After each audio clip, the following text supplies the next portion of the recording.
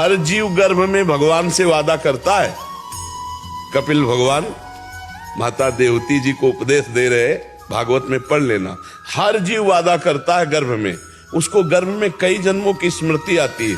जब माता के गर्भ में, और बड़ा कष्ट, अरे भैया बहुत छोटी जगह है और उसमें कुंडलाकार होता है और मलमूत्र अगल बगल होते हैं, मलाशय मूत्राशय के बीच में बालक होता है और उसको पूरी चेतना जागृत होता, वो प्रभु को पुकारता है, हे नाथ मुझे इस नरक से बाहर कर दो एक बार, जाते ही मैं आपका भजन करूंगा और कभी इस गर्भ में नहीं आऊंगा, ऐसा वादा करता हूं।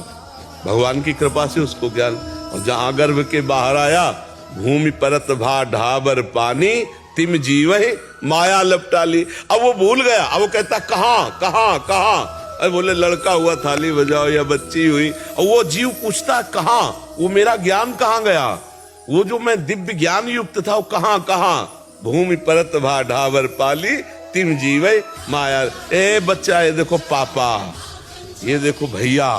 अब फिर वो इसी में लग गया, पापा भैया मम्मी, फिर ब्याह हुआ, फिर बुढ़ापा आया, फिर मरा, फिर अन्य माताओं के गर्भ, यही क्रम चल रहा है। पुनरपि जननम पुनरपि मरणम पुनरपि जननी जठरे शयनम।